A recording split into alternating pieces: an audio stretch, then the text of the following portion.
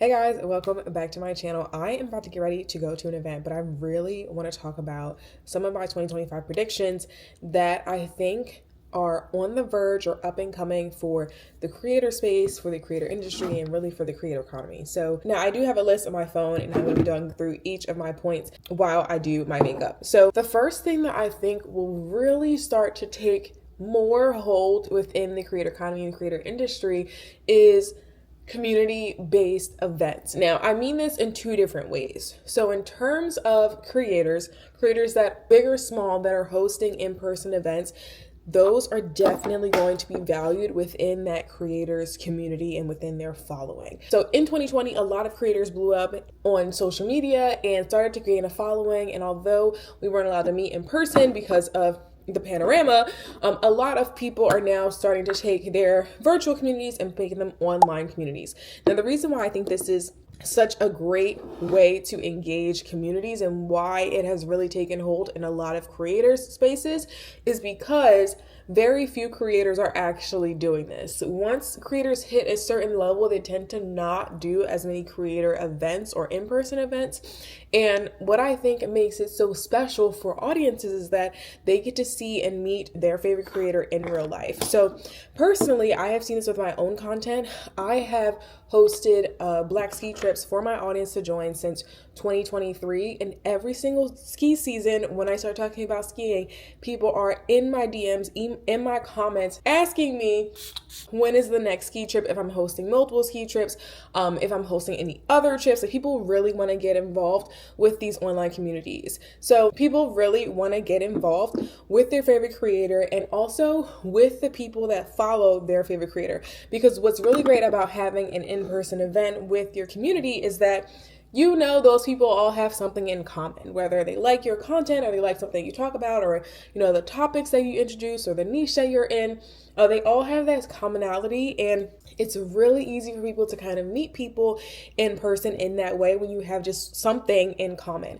Overall, within the last 4 years, there definitely has been a loneliness epidemic where people just want to meet people in person. A lot of people moved from different parts of the country to other parts of the country and are pretty much starting their lives over. And when you start your life over, you typically get new characters, you get a new setting, and you get new plot lines, and people are really having a hard time with meeting people in person. So that's why I think creators that host events in person are definitely going to be a lot more successful with just being engaged in their community and having a community that really rocks with them and follows them and supports them through and through.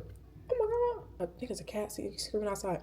Anyway, the other thing is on the brand side. So a lot of brands have been more focused on hosting community in-person events in major cities. So Los Angeles, New York, wherever that company is based or wherever they are from, other places like Atlanta, Dallas, Austin. I mean, I've seen a bunch of pop-up events for different brands all over LA, but also in other cities. And the reason why I think this sticks out so much to audiences is because brands are not as focused on creators, people who have massive followings, who have all these things going on, but instead are going to people that are supporting their brand, keeping them afloat, buying the products, with their hard-earned money. And a lot of brands are really starting to hone in on those in real life community experiences with the everyday consumer.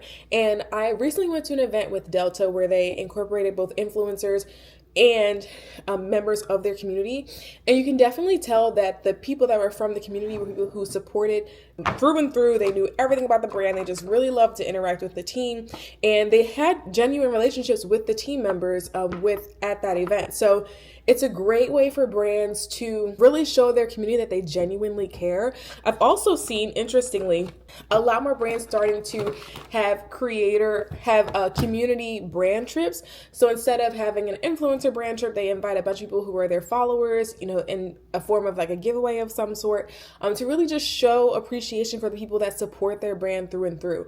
This is something that I've seen pop up within the last 6 months, but I can definitely see it taking off for sure in 2025. Some people, because audiences are starting to complain about seeing influencer brand trips and not as much support coming from the consumer. So consumers really do want to be valued, and they want to show that they are being valued within the brand. So I think it'd be really interesting to see what other large brands, so similar to Delta or even in other niches that are doing more of these events, and how it plays a role in how their community interacts with them on a daily basis. My last thought on community-based events is also going back to the idea that of the loneliness epidemic, and that there are just so many people that are really seeking in-person interactions. And that is where we're seeing a lot of communities pop up, like run clubs or book clubs or just hobby-based clubs. There are so many that are popping up all over, and there are certain brands that are really capitalizing on this really, really well. So as an example, like the run clubs have become super popular in 2024, and I definitely see this taking more effect into other sports. So tennis also became really popular in the last 6 months or in the last year, as well as pickleball and other active sports that people could go in real life and meet in person.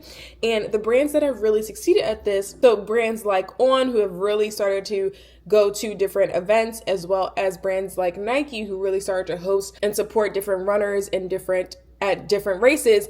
Those are brands that are really starting to stick out to people because they see their reps in person at their community event. And a lot of these events are actually free for communities to participate in, which makes it that much better considering the political climate that we're going through and also the economy that we're going through at this time. So I can definitely see more brands starting to get involved with just your local library, your local coffee shop, your local run club, your local bookstore, your local book club, like all of those different communities that are generally like not as popular online have been taking off recently. And anyone who's really starting those communities is also seeing an uptick in all of their events, whether they be ticketed events or non-ticketed events. Like there are just people who really who crave in-person connection, that in-person community. So our brands that are capitalizing on that are definitely going to see much more engagement from their own community and also from their supporters. The other thing that I think is really going to take off is long form content in 2025. Now, I actually called this in 2023. I said YouTube's going to make a comeback. I just know it. I feel it. I feel it in my heart. And there were so many reasons why, and why I think this is even going to become more prevalent in 2025. So first things first, a lot of consumers are really tired of seeing these half-ass reviews and half-ass like content in the short form arena. So examples like makeup reviews used to be so in-depth and so detailed that people really got to see what a product was like, how it behaved, and creators weren't necessarily forced to put out a review as soon as they receive the product in PR. So during the highlight of YouTube, which I would say would be like the 2016 makeup era, when you were an influencer, you received the product and you got to try it and do your first impressions. But in that same video, you could also show what your makeup looked like, 12 hours later, 24 hours later, 48 hours later. Hopefully you're not wearing makeup that long. But my point is, influencers were given the space to do really in-depth reviews, whereas now in the short form content, it's more so like first impressions. People typically want to review right away. Even if you work with a brand on certain brand partnerships, they typically want you to turn it over very, very quickly. And because consumers see that people haven't been using that product for long periods of time, they're less likely to actually buy that product from that influencer unless they know it's a really good product. This is also really similar to the Amazon phase where Amazon was around in 2016, but people are just fast ordering everything on Amazon. You get the 1-day shipping, right? So if you get 1-day shipping for the outfit that you ordered, you try it on and you put it on, but after one wash, it may not be good. And people are starting to really look for quality clothing and quality items and materials, so they no longer have to keep spending on those one-time use type of products that really shouldn't be one-time use. But on top of that, from a creator standpoint, a lot of creators are becoming increasingly more frustrated with short form platforms and short form content, because if you are a creator and you know that your 45-second content does really well, you're pretty much nestled into doing that type of content for your audience because your audience becomes used to it. However, if you want to talk about something more in-depth, more detailed, and add more nuance and, really give an in-depth description of whatever it is you're discussing, it's really hard for you to do that in 45 seconds. And although that was a benefit back in 2020 when everyone just wanted, some quick entertainment during the staycations that we were all on, that's at least what I call them, a lot of people are really becoming exhausted from the short form content and instead are seeking long-term content in place of it. And also with long-form content comes deeper connections with their audiences, with their communities, and with the people that they're essentially creating for and talking to every single day.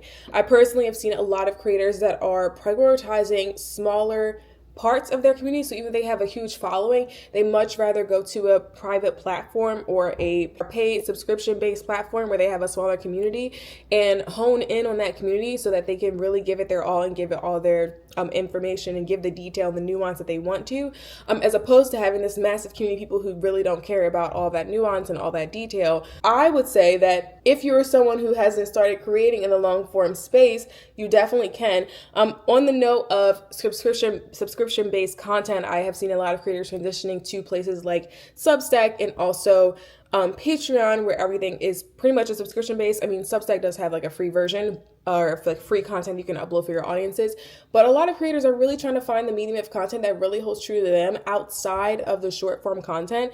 And typically creators are really looking at YouTube. YouTube has remained a consistent platform throughout this entire time. But there is, of course, a barrier to entry where a lot of people who are watching YouTube content are looking for quality content that is different from what you typically see on a short form platform like Instagram Reels on TikTok. Essentially what I'm saying is long form content is going to come back, whether it be in YouTube or Substack or Patreon or, podcasts even. But the barrier to entry to be a creator in that space is going to be much higher because a lot of that content requires you to be of higher quality, no longer just like picking up your phone and posting anything that you think, off the bat, but more so having a nuanced and very detailed description and opinion on whatever it is that you're discussing and want to talk about. Again, whether it be in long form video, written content like a blog style, or even podcasts, which are typically videos these days, or just long form like essays. Sorry, I'm doing my powder here. Why is it not coming out? Moving on. Another thing that I see coming more into play is the normal consumption content. So there has been a stark difference between what we were seeing in like the 2016 era versus what we are seeing now and versus what I've been seeing on TikTok within the last 3 months. So if you missed it, there was a underconsumption trend or normal consumption trend that was going around on TikTok. People were talking about or showing the products that they use every single day, whether it be makeup or their closets or their clothing or their cooking utensils or their normal amount of dishware. And a lot of people are really starting to become exhausted from seeing the overconsumption that is on social media, typically driven by marketing PR. What is going on here? Oh gosh, did I mess it up? But as I was saying, people are no longer aspiring to have, less people, I should say, are aspiring to have as much consumption-wise and are actually now turning to quality products that are going to last them longer as opposed to short-term products or like really short trendy items. So this holds true for pretty much anything. I mean, fashion specifically, but also beauty, really across any niche. Brings me to why people are really frustrated with the short form reviews is because previously when you had like long form YouTube content where you could see what, let's say, a makeup foundation was like, and if it was available in your skin tone, if the texture was right, if it was long lasting, if it pictured well, all those things you got from long form content. And because of that, people were more informed on the products that they were actually purchasing because they got a really detailed review from their favorite influencer. Now, since you have all the short form content, now we're just getting these quick little reviews of, that I tried it one time and this is what I think. People are less likely to buy the products that they see because they aren't really given that long form review and they don't want to overconsume. So I think the normal consumption type of content, like the normal girl apartments, the normal girl lifestyle, will take off more in 2025 based on what people are saying right now. Now, this next part, we're going to get into the thick of it, and that is Hollywood and how I think that is going to change the space for content creators. So There have been so many changes in Hollywood within the last 2 years, and I think it really jumped off when the actor strike took off, and also the actor strike and the writer strike were happening at the same time last summer in 2023. So even though that strike did happen and people were back at work, there wasn't really an uptick in work when the strike ended. So there's less of a focus on traditional forms of Hollywood. So movies that we typically would see, celebrities and stars that we would see, people that the general public would kind of idolize and really look up to is no longer as prevalent anymore. And now people are looking to their favorite influencers for that inspo, for whatever it is that they're seeking in the topic or the niche that they're the most interested in.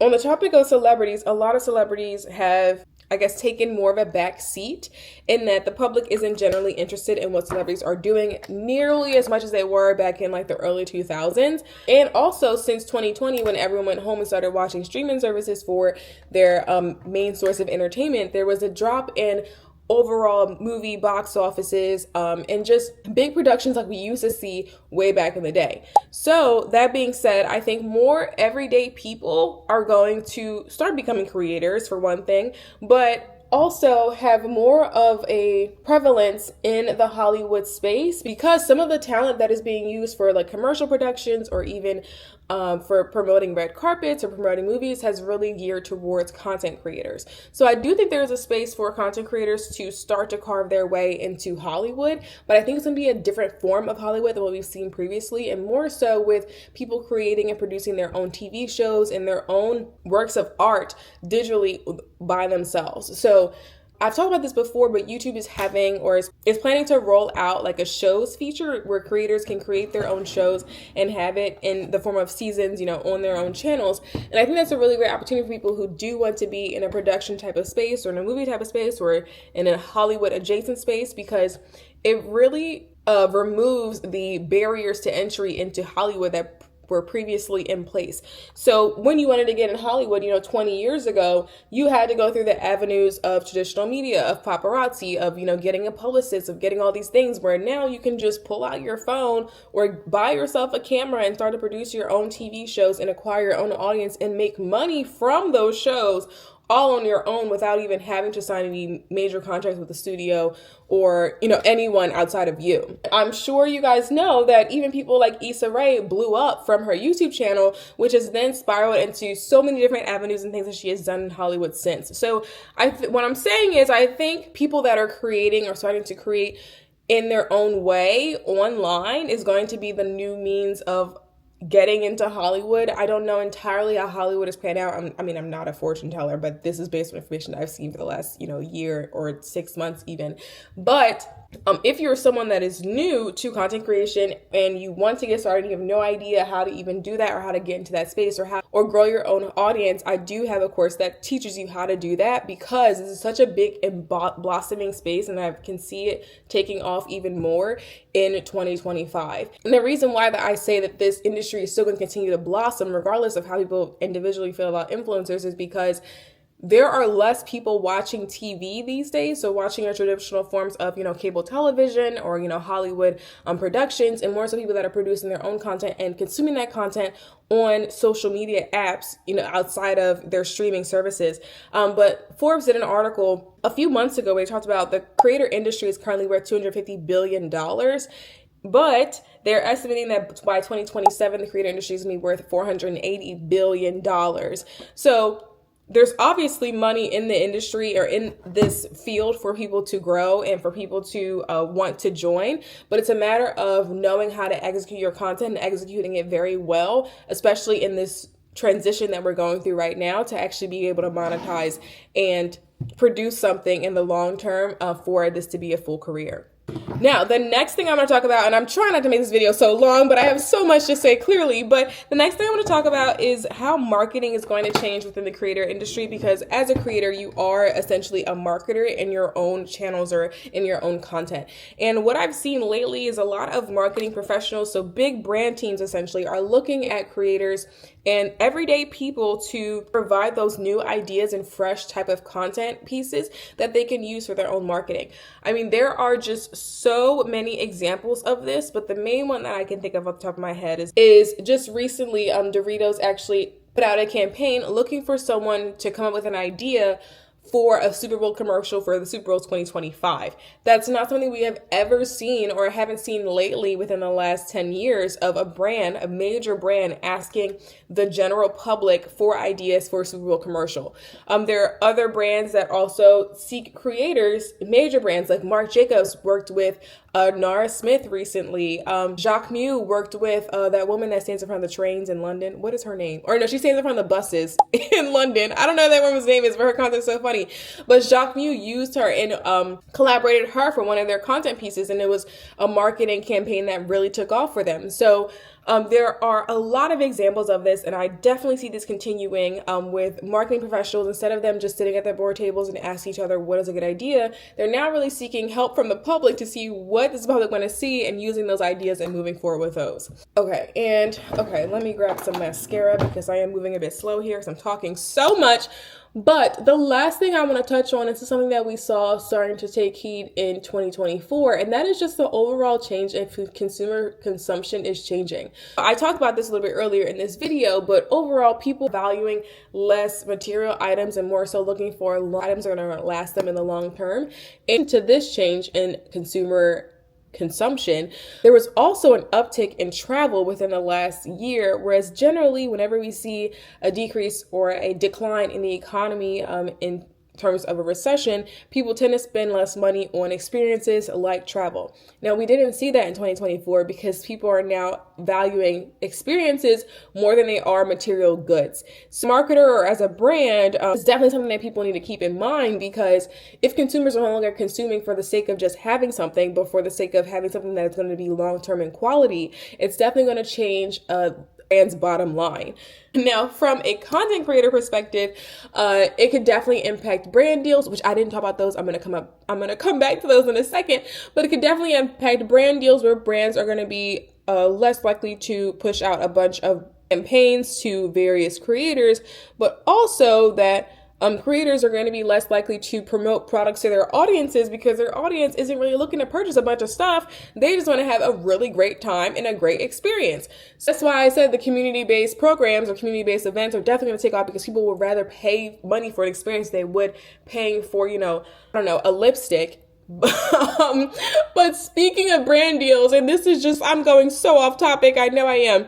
But speaking of brand deals, and with the latest news of the TikTok ban that has been looming for the last 2.5 years at this point, a lot of brands are less likely to take the risk with TikTok and promoting their products on TikTok or having official campaigns on TikTok, and instead will look to other platforms for their campaigns. So platforms like Instagram, YouTube, possibly even Blue Sky taking off. But because of brand safety, that is typically a concern with brand campaigns, I can definitely see less brands promoting on TikTok and more so changing their campaign strategies to other platforms. So that, and I still have not done my lipstick yet. So this is actually NYX Push Up in the shade. I love this shade so much. Exotic. Love this color. Okay. Everything being said, I think there are so many changes that are coming up for the creator economy in 2025, especially as someone who's been in this industry for the last years going on 5. I don't think this is anything that creators need to be worried about specifically, because every few years the creator industry does change. I mean, this industry is still pretty young. They're less than 50 years old. So things like this happen all the time, where we have apps that completely just banned apparently, but also apps that shut down. So if you remember Vine from way long ago, that was also a big popular thing, and then everything shifted. So these shifts are very normal and very much expected, and I don't think there's much for creators to worry about going into 2025. But I hope overall this video was helpful for you in some way, and if you like what you saw, please consider giving me a subscribe, and I will see you guys in the next video. Bye.